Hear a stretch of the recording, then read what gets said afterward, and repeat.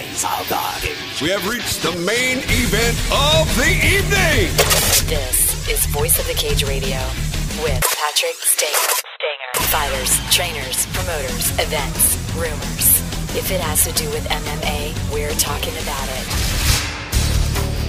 This is Carlos Condit. Hi, this is Royce Gracie. This is Kamal Cholaruz. Hi, here's Vanderlei Silva. Hey, this is Chuck Liddell, and you're listening to Voice of the Cage. Hey, this is Kenny Florian. Hey, it's your boy Sugar Shot, and you listen to Voice of the Cage. You don't know, you should know. This is Chael Sonnen, and you're listening to Voice of the Cage with the one and only Patrick Stanger.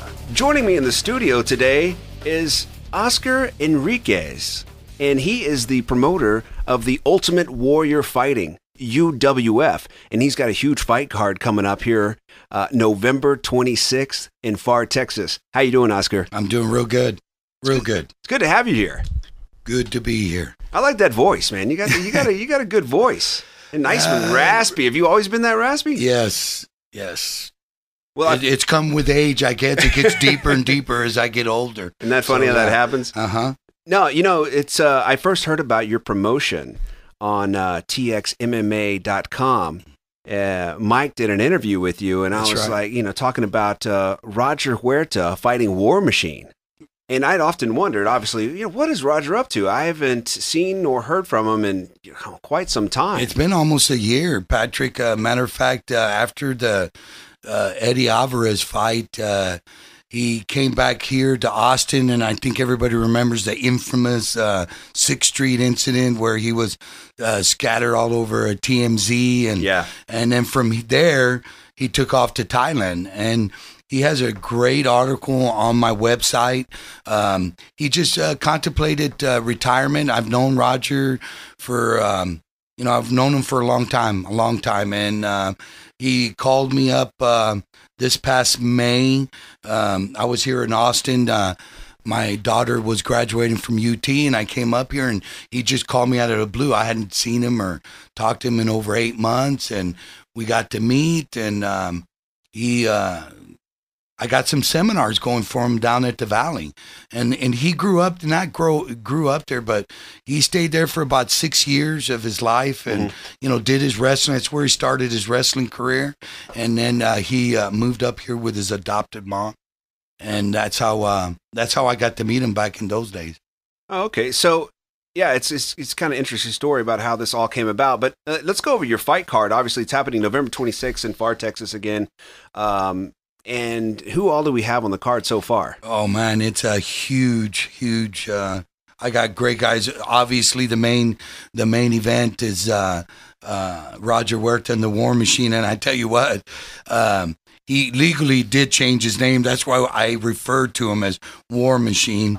But John Copenhaver did change his name legally. That's why we all address him as War Machine. I mean, he has a paper to prove it. And then after that, we got Dave Manet, the first UFC middleweight champion, fighting ex-Bellator fighter Andrew Chappelle. That's a great fight. And then, of course, one of my favorites I can't wait to see, DJ Fuentes with Nick the Ghost Gonzalez, which is right next to me. Yeah, and Nick is actually in the studio, of course, because Nick lives here in Austin, Texas. That's right. We're going to talk with him in just a moment. horns. And then I got Marcelo Lumcane fighting a new guy, which is Cyrus Washington.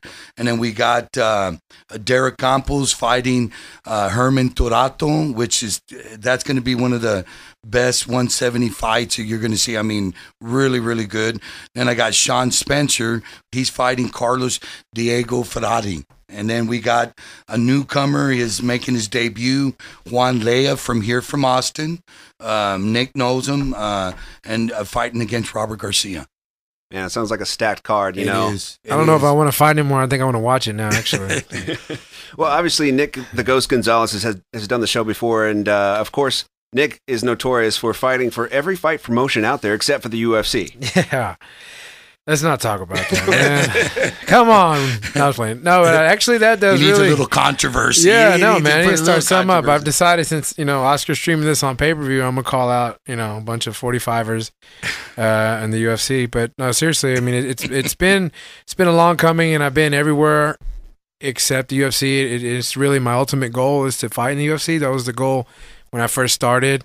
I've accomplished every other goal except to be in the UFC. I mean, I even went and fought in the, I mentioned before, in the K1 in Japan in 2006. So, I mean, it's just like everything else, like World Combat League, Strikeforce, Elite XC, nothing else has worked out except maybe, you're meant to be in the UFC. And so, I'm feeling it. I just need to, get this win and just, maybe move forward, and we'll kind of see what goes from there. And when I came back from Dominic's camp, being out there in the thick of it, in the camp for the Uriah fight, I mean, I think the talent of everybody that they had in there could have filled the roster of 35 and 45, and just mixing it up with those guys, I'm like, all right, it has to be around the corner. If not, then I'm just going to keep fighting until I. It's got to make you feel pretty good. And you watch The Ultimate Fighter, right? Dustin Neese, don't you have a win over him? Yeah, I actually broke his ribs, actually. It was a highlight. I think, it's real funny because I sometimes use that picture on my Facebook, the profile picture. I'm jumping and kneeing him. It's a really nice picture that, what's that photographer's name that got it? I forgot his name. He's going to hate me for that. But I'm jumping and kneeing him, and, of course, you can see the knee, the impact of it. But you're like this. You're like looking up right at it. Go look on my Facebook, but it's one of my profile pictures, actually. Let's check it out. You got some good pictures. Yeah, that was the TKO win over Dustin Neese. And then I was in line to I was pretty confident I was going to put Diego Brandao away, Diego Sierra, whatever his name is, and he's on the show, and he's doing very well. So it's like, you see those guys, and it's just like, man, I submitted my application. I did everything like they did. Why didn't I get picked? But I just have just a good, strong suspicion, and that Dana White might just be watching it on pay-per-view, man. Internet. I mean, there's a lot of rumors going out there that Roger might be getting picked up. I do know that, and we haven't even mentioned that he's fighting at 170. He's not even fighting at 155. So he is moving up in weight, and War Machines, he fights at 170. And I tell you what, those two guys are warriors. At the press conference, they both looked at each other, and I'm going to tell you, these guys have so much in common. That night that he fought Clay Guida, that same night he fought J-Rock, and both of them got co-fight of the night that night. So these guys are warriors. They're not going to give up, and I told everybody at the press conference, someone is going to be out or injured, one of the two, but it ain't going to be no tap out. I'm going to tell you that right now. Oh man, it sounds like a battle. It's going to be a battle because both have something to prove, and I think that's going to be a big deal for both of them. They both need a win. It's their first fight for both of them. Come back. War Machine has not fought. Either has Roger for a little over a year. So both these guys need each other to fight each other. Now, War Machine obviously got in some trouble. He did. He got into, there's several articles online, different things. Now, But you know what, Patrick? What I like about what he said in the press conference, and you can go on my website and look at the press conference, the live press conference, but, it's just like he told everybody. He did his time. Sometimes he says that he protects and he defends his friends, and sometimes that doesn't go along with the laws that we set. So, but he said, look, I'm a man. I did my time, and now I'm ready to, come out and do what I need to do. So, I'm going to give him props, and I'm just going to, everybody deserves a second chance, and I hope that he's going to prove it. Absolutely, man. Absolutely. I mean, sometimes, people make mistakes, and, you got to learn from those mistakes. Who hasn't? I don't even want to begin mine. So, geez. So, yeah, everybody does make mistakes. But Nick and DJ, those two guys, Nick, we've talked about this when I got him to come and fight. We, had this negotiation, but you did want to fight DJ. I know these guys should have met a couple times. Yeah, they haven't, and just hit or miss. I was under contract. Like I said earlier, I was with Bellator, and I think another time I'd already signed to fight somewhere else. And he's a local guy down there, in the Valley, which I kind of take partial offense to that because my dad and I got a family down there, and I'm like, no, it's your backyard, buddy, but I got people down there too, So, but it's like if anybody comes here in Austin to fight me, I've never gone into the fight, wanting to just lose in front of my friends or family here. I lost the Strikeforce fight here. Didn't tap. Went to sleep. Was in another fight in Renegades back in 2006. I didn't tap. Got my arm broken. Thankfully, I won.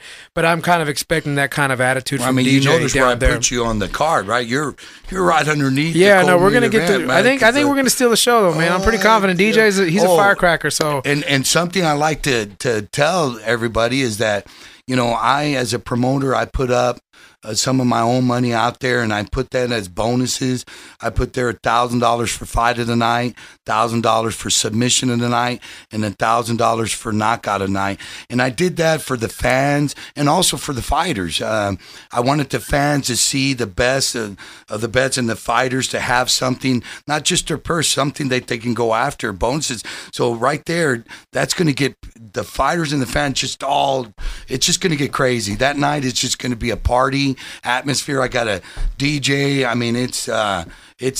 I got some surprises too, and we haven't even said that Phil Baroni is going to be doing the commentating, and also his first time out, Mike Quick Swick from the UFC is going to give it go to at commentating. And then where can we see this online? I mean, you go to a website. GoFightLive.tv. It's going to be streamlined there, and everybody's going to say, well, it's on the internet. Actually, nowadays the TVs, they're all set up. It's the same way you get Nextflix, and your TV's all set up for the internet. Also Xbox. You put an Xbox there, boom, you got it. You can see it on the TV. So I don't want people to perceive just because it says internet that you got to be standing in front of a computer.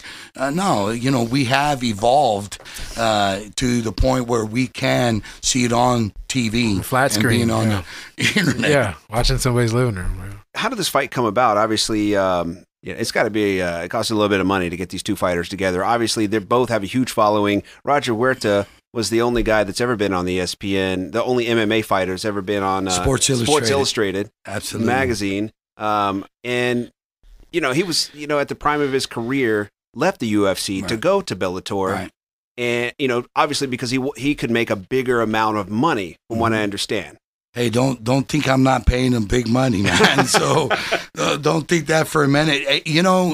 The way I looked at it, and I was talking to Nick earlier, I've been criticized and stuff like that about, and not from Nick, just from other people that say, hey, that I'm starting to, this has been a dream of mine. I've been a contractor, an entrepreneur for 30 years. And you know what, if I'm going to do something, I'm going to do it, right, and do it, I'm going to start at the top, and I knew I had a chance to convince Roger and that he needed me just as much as I needed him, and also War Machine putting that fight together. And once I did that, everything just started to come in. And I'm real proud. I'm proud to be the owner and the promoter of UWF, because I feel like I'm going to be around. I'm already looking for my second one, which I'm looking at February, sometime in February, and I'm deciding whether I'm going to stay in the Valley or I'm going to come up here in San Antonio, Austin area. But I will tell you this, I am going to stay, and this is going to be not just a great card fight, but that night, I just want to liven it up. It's not going to be boring. I will tell you that. It will not be boring. It's a great fight card, obviously. I mean, you're going to have it at the, where is it? It's at the Pharr Event Center, Pharr, Texas. It's going to be good. One thing I'm excited about is, I've never ever have had a boring fight. I mean, every fight I've had. I have heard that about you. Yeah. Like I said, I won't tap. I'll probably go to sleep. So, if you grab something, you better break it, because I'm not going to tap, But, I really want to just stay on my winning track. And then I got... Again, obviously, Roger Huerta fighting War Machine, November 26th, happening in Pharr, Texas. We can get this on pay-per-view. Well, that's right. Online streaming pay-per-view. That's and, of right. course, you can hook it up to your TV. GoFightLive.tv. GoFightLive.tv. We need to get Roger Huerta on the show. Yes. Like to talk to him, find out what he's been up to. Now, I know your son was hanging out with him in Thailand recently. Yes, absolutely. But I appreciate you joining me today, Oscar. Yeah. Thank you very much. You too, Nick, the Ghost Gonzalez. Austin, Texas, I promise I'm bringing back a win. So it's just, mark that down, November 26th. There you go. You heard it from the Ghost. This is Tito Ortiz. You're listening to Voice of the Cage with Patrick Stanger. Thanks for listening to Voice of the Cage Radio. Email questions, inquiries, and other business to info@voiceofthecage.com. Facebook search Voice of the Cage and like to get the latest Voice of the Cage radio show. To book Patrick Stanger at your next fight promotion, visit voiceofthecage.com.